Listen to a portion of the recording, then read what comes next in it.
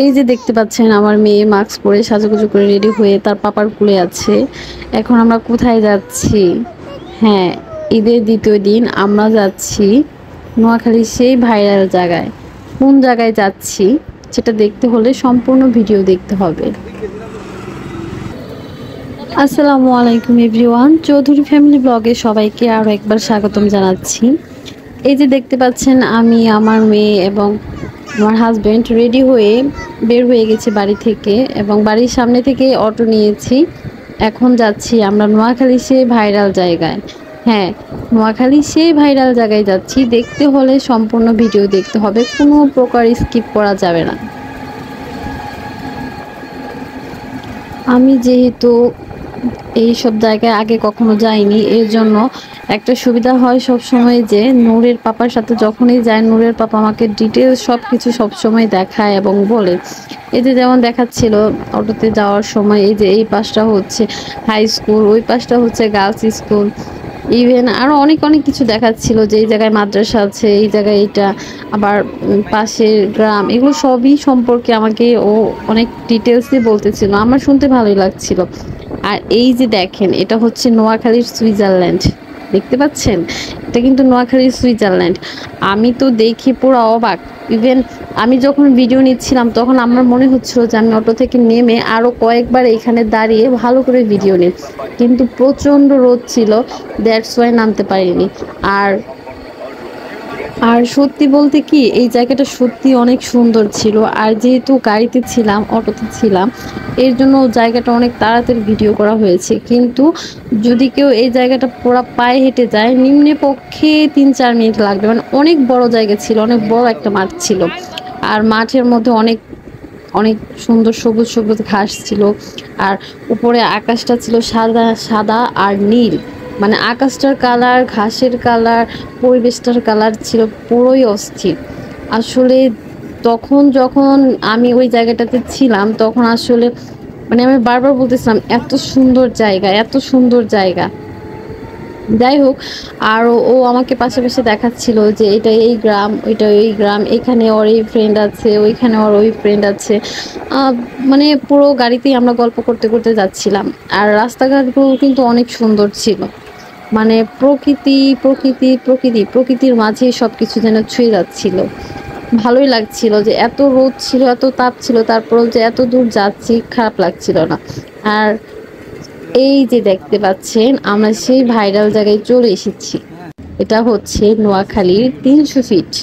হ্যাঁ, আমরা যেহেতু যখন এসেছি অনেক রোদের মধ্যে আর অনেক দুপুরের দিকে, তখন মানুষজন খুবই কম ছিল আর প্রচন্ড রোদ ছিল। আর মানুষ এখন ওইসব জায়গাগুলো খালি দেখতে পাচ্ছেন, কিন্তু একটু রোদ কমে আসতে পরেই তখন দেখা যাচ্ছে যে এই জায়গাগুলো পুরো ফিল আপ হয়ে যাবে আর অনেক মানুষজন থাকবে, অনেক ক্রাউড থাকবে। আর এই যে দেখতে পাচ্ছেন যে ক্যাফেটা, এই ক্যাফেটার নাম হচ্ছে জলসিঁড়ি ক্যাফে। এই ক্যাফেটাতে অনেক আইটেম, অনেক কিছু তৈরি করা হয়। আর আমি যখন গিয়েছিলাম তখন মাত্র তারা রান্না শুরু করছিল, কারণ বেশিরভাগ মানুষগুলো আসে দুপুর গড়িয়ে বিকেলের দিকে, ইভেন সন্ধ্যার দিকে সবাই এখানে বসে অনেক আড্ডা দেয়। আর আমাদের বাড়ি থেকে যেহেতু এটা অনেক দূর, এর জন্য আমরা আগেই চলে আসছিলাম।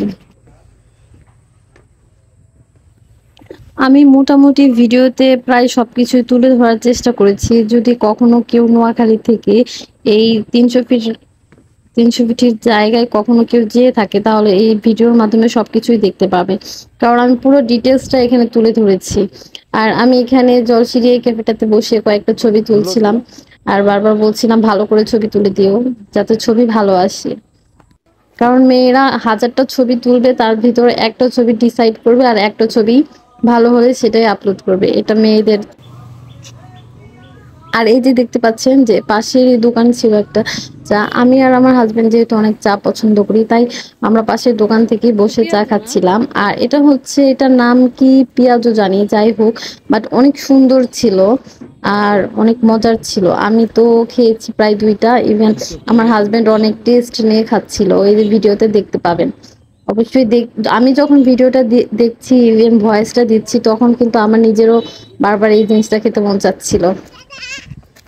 আর আমার মেয়ে তো খোলামেলা মাঠ পেলে মাশাআল্লাহ মাশাআল্লাহ অনেক দৌড়াদৌড়ি করে। তো ও ওর মন মতো খেলতেছে, আমি কোনো বাধা দিচ্ছি না, ইভেন ওর পাপাও কোনো বাধা দিচ্ছে না, ও ওর মতো করে ঘুরছে বেড়ছে।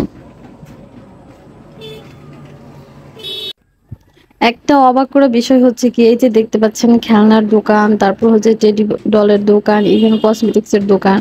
মেয়েরা আসলে যেখানে যাক না কেন এইসব জিনিসগুলো খুঁজে বেড়ায় যে আশেপাশে কিছু আছে কিনা। আমিও নাছোড় বান্দা, আমিও এইভাবেই দেখতেছিলাম যে কি কি আছে এই সবটাতে, মূলত ভিডিও করার জন্য করছিলাম। আমি এখান থেকে কিছুই কিনিনি, শুধু দেখতেছিলাম যে না মোটামুটি ভালো কিছুই ছিল।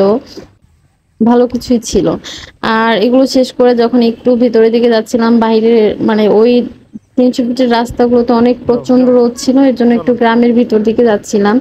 আমার মেয়ে এই দিক দিয়ে হাঁটাহাঁটি করছিল, সাথে ওর পাপা ছিল।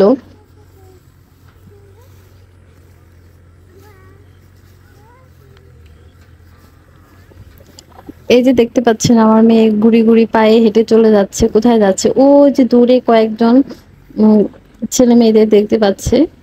মানে ও ভাবতেছিল যে এগুলো আপি ভাইয়া, এর জন্য ওদের কাছে যাচ্ছে। তো আমিও না করিনি, নূরের পাপাও না করিনি, ও যাবে। ঠিক আছে যাচ্ছে, আমরাও যাচ্ছি, দেখি গিয়ে কি করে ও ওইখানে। এই যে যাচ্ছে, আর এই যে দেখেন পুরো ভিউটা, মানে গ্রামীণ দৃশ্য যাকে বলে সম্পূর্ণ এই ভিডিওটাতে আছে। ও যাচ্ছে আর ওই ছেলে মেয়েগুলো ওর দিকে তাকিয়ে আছে যে এই কে, এই কে, এই কি কোন পিচ্ছি এদিকে আসছে কেন। কোত্থেকে পারছো? এখানে কি আর আম গাছ আছে? আমের সিজন ছিল তো, কাঁচা আমের সিজন, নো বাচ্চারা বেবি দেখি নো। এখানে কাঁচা আম পেড়ে এই যে আপি আম আপি খাচ্ছিল। আর আমার মেয়েটা ঘুরে হ্যান্ডশেক ঘুরে করো, সবকিছু হ্যান্ডশেক। দেখতেছিল। আর এই যে দেখুন ও এই যে সবার সাথেই প্রায় হ্যান্ডশেক করছিল। এই যে ও আপি ও আপি মাশাআল্লাহ, মানে হ্যান্ডশেক ও করো। মানে আপি ভাইয়া এদের দেখতে পরে সবার সাথে হ্যান্ডশেক করে কথা বলার চেষ্টা করে, মিশুক, আর ওরা হাসতেছিল। যাই হোক, এগুলো শেষ করে আমরা যখন একটু ব্যাক করছিলাম তখনই বললাম যে একটু ফুচকা খাবো। আর এর জন্য এখানে বসে অপেক্ষা করছিলাম। এটা কিন্তু সেই ৩০০ ফিট ভাইরাল রাস্তাটাতেই, হ্যাঁ, সেখানে বসে খাচ্ছি। আর ওই যে দেখতে পাচ্ছেন ছোট ছোট টি স্টল গুলো, ভেতরে বসার জায়গা আছে, সবকিছু অনেক সুন্দর ছিল। আর এই যে যখন বিকেল হয়ে গিয়েছে তখন আমি, আমার মেয়ে এবং নূরের পাপা দুজনেই তিনজনেই মিলে আর কি এখানে বসেছিলাম। আর ওই পাশটাতে সূর্য অস্ত যাচ্ছিল, দেখতেছিলাম, কয়েকটা ভিডিও শুট করছিলাম। মাশাআল্লাহ ভালোই লাগছিল। আর সবকিছু মিলেই সুন্দর একটা পরিবেশ ছিল, রোদ ছিল, বাতাস ছিল, সবকিছু মিলেই ভালো লাগছিল আসলে। এখন আমাদের ব্যাক করার সময়, আলহামদুলিল্লাহ ভালোই কেটেছে, এখন আমরা ব্যাক করছি, চলে এসেছি।